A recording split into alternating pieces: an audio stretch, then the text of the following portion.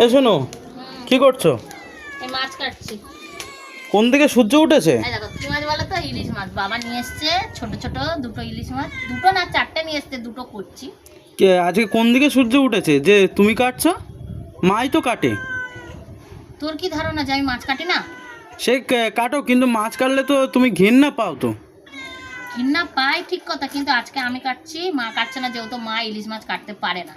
ও তাই জন্য বললো যে দোলন আজকে তুই কাট, তাই জন্য আমি কাটছি। ঠিক আছে, ভালো মতন কাটবে, ভালো ভালো পিস করবে। তুই ওদের যাবি? দেখো আরেকজন বসে আছে খাবে বলে। মিনি ভালো, কাটো কাটো। এটা কি শোনো? এটা মাংস। বাহ, এটা আমার জন্য। হ্যাঁ, আর মাছ? মাছ মিনির জন্য। মিনির জন্য? হ্যাঁ। হ্যাঁ। মুখ দেবে করো না।